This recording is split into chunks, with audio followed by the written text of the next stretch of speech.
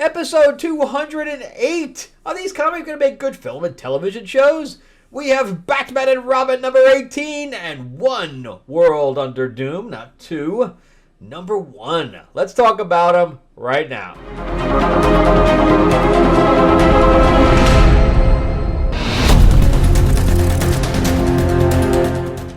Welcome back to the channel, everyone. Thank you so much for spending time with me as we rant about movies, comic books, and television shows, as well as the occasional board game. I am your host, Frank Zanca. I'm an award-winning screenwriter, novelist, and comic book writer, as well as a filmmaker. And yeah, I had I'm working on a screenplay right now for a client, and on top of that, I had a good meeting today for possibly doing another World War II novel. I have a biography out already on Amazon. And then I guess might be first ADing next month, a month from today. So yeah, bunch of stuff going on. All right, so before we jump into it, remember to give me a like, give me a subscribe if you can. It is free. Ring that bell, ding ding. And then on top of that, remember too that we are fully funded with our Green Hornet 90th anniversary anthology hardcover novel, with stories by Kevin J. Anderson of Dune and Timothy Zahn, who created Thrawn for Star Wars. Bill Willingham. We have cover art by Matt Wagner from Batman and from Grendel. Interior art, which we're about to unlock, by Dennis Calero from Marvel. Just a lot of really, really great people involved in this project. It's going to be awesome. Just check out the link in the description below or go to greenhornetnoir.com and check out that Kickstarter and jump in, because we are literally $1,000 from unlocking that stretch goal. All right? Hopefully you guys will jump in on that. So let's get into Batman and Robin number 18. This has been really good. It's by Philip Kennedy Johnson, I believe. And this is the story of Memento, is the villain in this. But this is not really about the villain. This is more about Robin. So Robin realizes that he got a girl hurt, and he decided that instead of fighting, that he might want to enter the medical field, following in his grandfather's footsteps. And of course, that's not Ra's al Ghul, but Batman's father's footsteps. But Batman doesn't want this because, of course, he wants Robin with him. So there's this constant kind of give and take right now, because he's been volunteering at the hospital. And at the same time, we have this Memento villain from Batman's past popping up. And he was in London training on how to be a detective with a group of people. I think that's the first time I've ever seen that, where it's in a group of people and not just him alone with the mentor. And by doing that, he ended up meeting this woman, or this girl at the time, who then became a detective herself, and she's on the track of Memento. And we do have something in here that's kind of a revelation in here, but we'll get into that in a second. But anyway, that's everything that's going on right now.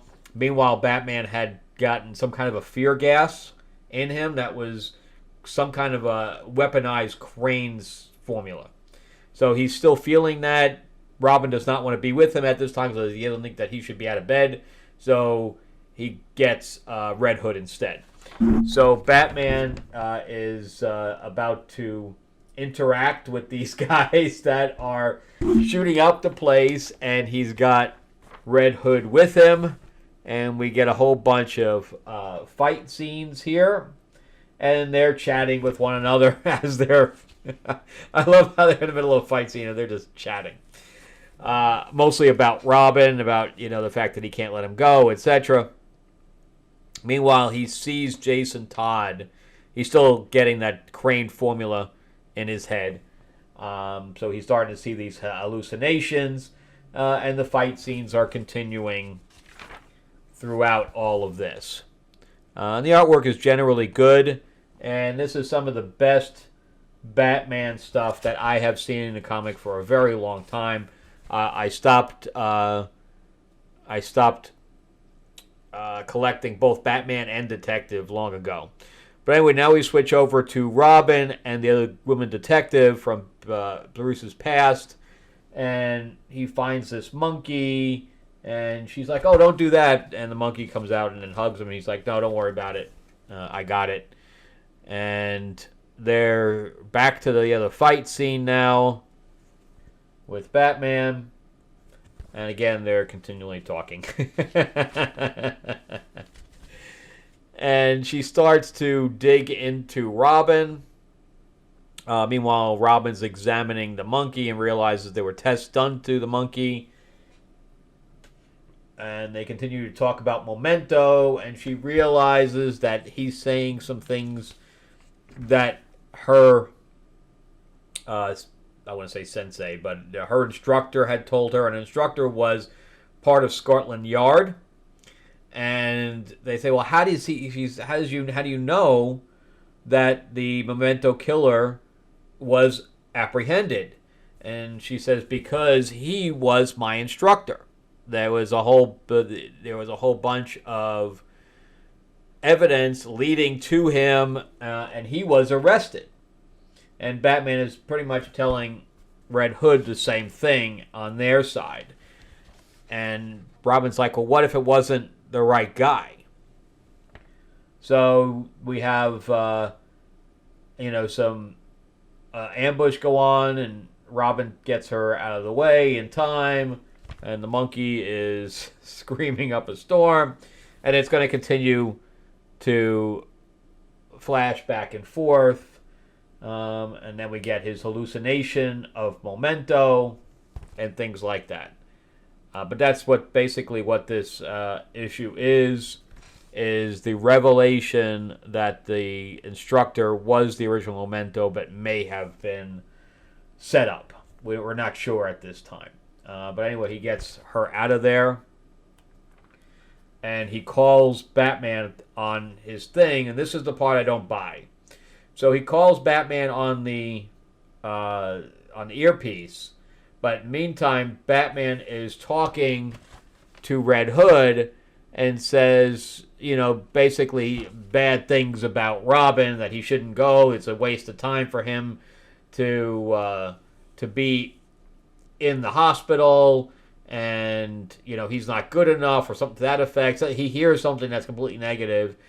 But as he hangs up, Batman says, he's the best of us or something to that effect. So he switches it around.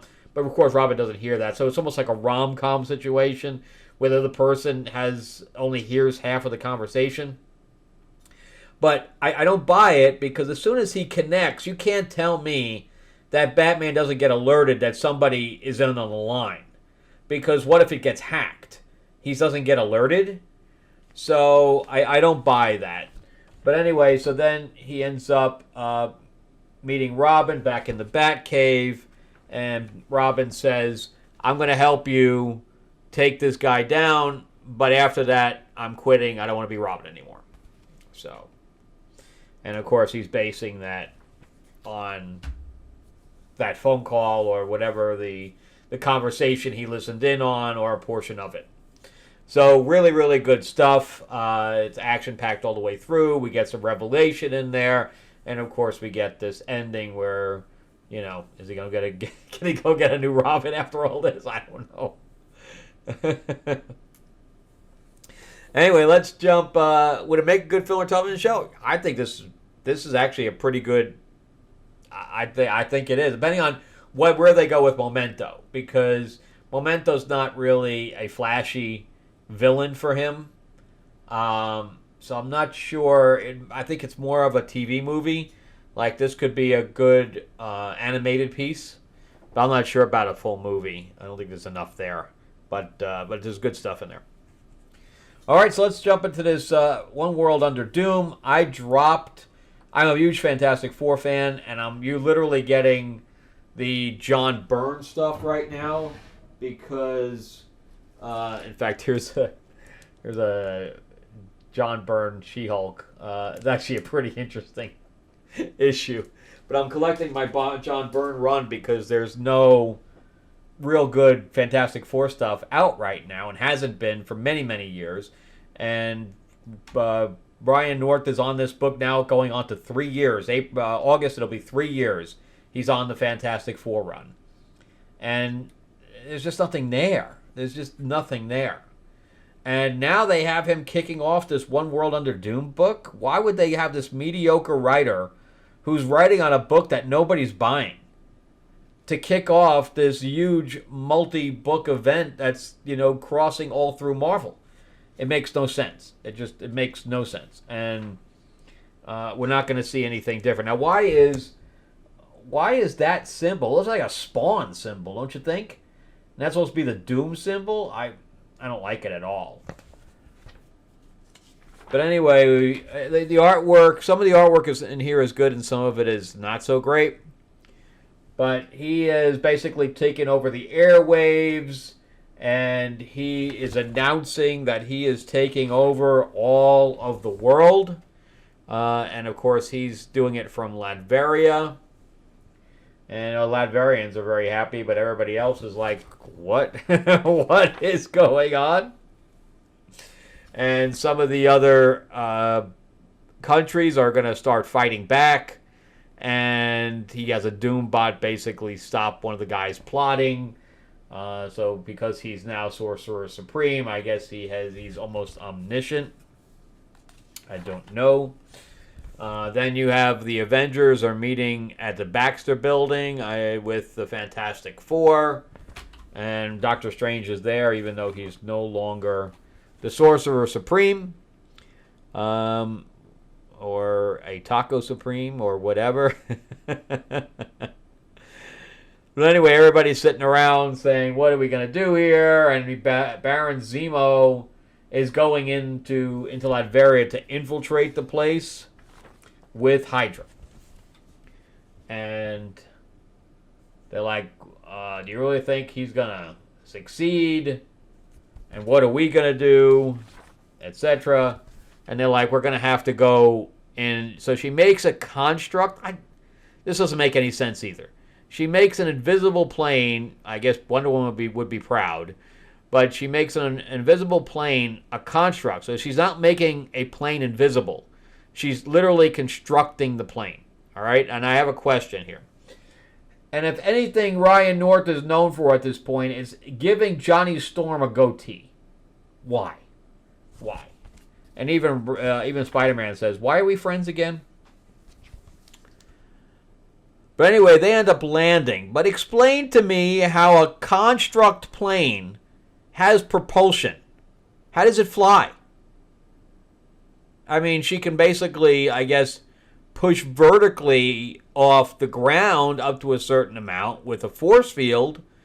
But how is a visible plane propelling forward? It makes no sense. It makes absolutely no sense. Because she can't fly on her own. It's not like Green Lantern.